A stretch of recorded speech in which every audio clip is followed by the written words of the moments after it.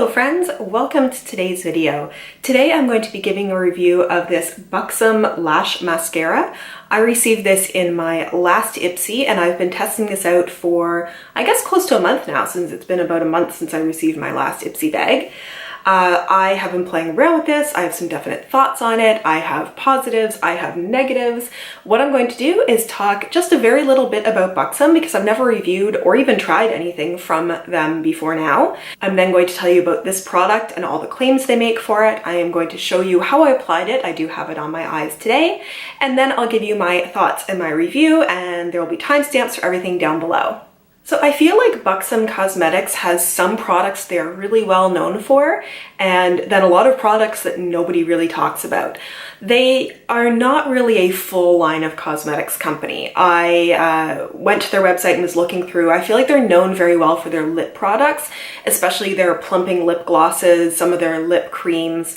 I feel like that's where people know them, as well as perhaps for this mascara. I was surprised to see that they had a foundation when I went to their website, but then I wasn't surprised to find that I hadn't heard about it when I went in and looked at their shade range of 2 shades. Now granted, they do say it's a light coverage, almost BB cream-like foundation, but even so, I don't feel like 2 shades would really cover that many people off. But they don't have powder, setting powder, they don't have like concealers or primers. They pretty much have like eyeshadows, lip products, lip liners, glosses. I think they might have some eyeliners, mascara, blush, this BB cream, and some luminizers. That's kind of it. So they have a lot of different kinds of cosmetics, but not a full range. You couldn't do like a full face of Buxom Cosmetics. Here in Canada, you can buy Buxom Cosmetics at Sephora, which is pretty reflective of the price level they are. They're kind of on par with what you would pay for like Fenty Beauty or Tarte, pretty much those Sephora kind of prices. They don't talk a lot about who they are or their founders. Their slogan is always fierce, forever social. They talk about believing in going big, being bold, feeling sexy, and the unapologetic attitude that comes through in everything they do. Sensuality is a strength, it's how they move through the world, larger than life, sensual, that's all the kind of thing, which goes with what you kind of think of when you hear the term Buxom, which is kind of like sexy, you know, curvy, over the top, and that's kind of what they're going for. So with that in mind, I mean, I kind of thought this mascara was going to be this big, volumizing, almost like the kind of volume where things like clump together and are really outrageous. But let's go into talking about what this mascara is. So they only really have 2 or 3 mascaras, depending on how you think of it. There is this one, which is their Buxom Lash Mascara. I get the feeling this is sort of the basis where everything came from. They have a waterproof version of this. The one that I'm testing is not the waterproof version. And then they also have one called Big T's Plumping Mascara. But the one that we're talking about is the Buxom Lash Volumizing Mascara. It retails for $22 US, and they say that it's a volumizing mascara that dramatically defines, lengthens, and instantly lifts for fuller looking ultra black lashes minus any clumps. Give your lashes an instant visible lift with this cult favorite mascara that delivers 3 times the volume in a single stroke. The hourglass shaped brush boasts dense molded bristles that grip every hard to reach lash for dramatic definition, major length, and serious curl. Infused with glossy patent leather pigments, vitamins, and antioxidants, this mascara nourishes and softens for fierce, flexible, fanned-out lashes. It does not contain synthetic fragrances, synthetic dyes, or petrochemicals. So with those claims as what they say this mascara will do, let me take you into footage of my application of the product.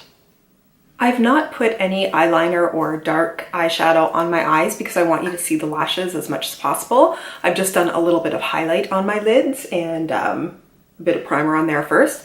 So I'm going to start with curling my lashes. And this is the eyelash curler that we received in our last BoxyCharm. And it works perfectly fine. It's nothing like overly spectacular. It works just as well as any other eyelash curler. And this is the one that is the pure eyelash curler. So now that I've got some curl going on my lashes, I will go in with the mascara. And one of the things that I really like about this wand is you can get it really close to the base of your lashes.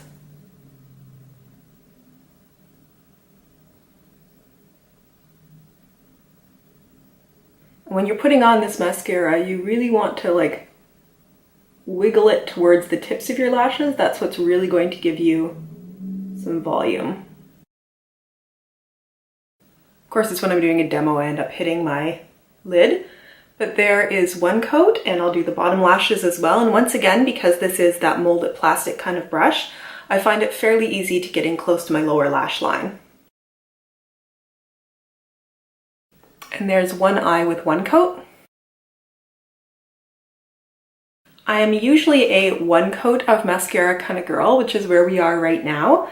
But I actually find if you work fairly quickly with this, you can do a second coat to really add to it without it getting too crusty or spidery. And there is 2 coats of the mascara.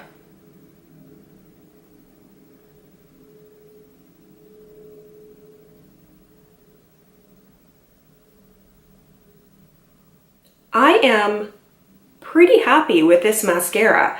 I'll tell you all the positives about it and then one negative. So I really like these kinds of plastic molded brushes. I think they give you a lot of control. I'm the kind of person who likes fairly natural looking lashes. I don't like lashes to clump together. I don't like them to be the kind of look where you look at someone and go, oh, you're wearing mascara. And I find that the molded plastic brushes really do a good job of combing through your lashes and keeping them all quite separated. I also find that the molded plastic brushes allow you to get closer to your lash line and do a really good job at getting in at those lower lashes. So I just enjoy them because I find they give a little bit more control and a little bit more natural look, which at first surprised me a little bit with Buxom because I was thinking, you know, the big, outrageous, over the top. And then I realized how great this mascara is at building. Like you saw it sort of building up there. It does give incredible length, incredible volume. I think this is probably the best combination I've seen of really good separation while still getting length and volume on my lashes. So I have been really enjoying it. I do enjoy that the brush has a slight hourglass shape to it. It really does help you hug the lash line as well as get those lashes on sort of the outer edge of your eye.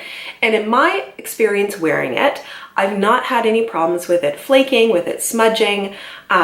It doesn't feel like it gets too dry. It's just really good. So I have really enjoyed it. Now you may be wondering, then what is the drawback of this? Well, when I received this, in the back of my mind, I thought, I feel like I've heard something before about Buxom mascara. And then I remembered, if any of you watch Jenna Marbles, who is probably my favorite YouTuber, she did a wonderful video, and if you haven't seen it, I'm going to link it down below. I would totally suggest that you go and watch it, about the mascara that is the best to cry in terms of what mascara is going to be like the absolute worst at when your eyes get watering of just being like black streaming everywhere, black tears running down your face, total meltdown kind of look. So kind of the opposite of what you're actually looking for in a mascara.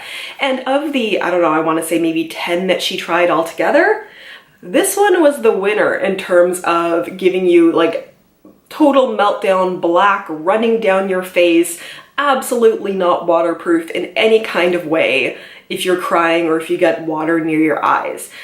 So that's the kind of thing that came up in my mind. So I was a little surprised to see that when I wore it, because every once in a while I'll have a watery eye, that I didn't have any problems with it. But you definitely can have problems with it. I did go into the washer at one point at the end of the day and sort of wet my finger and rub it on my eye, and you do immediately get black underneath. Like when they say that this is the non-waterproof version, it is not waterproof.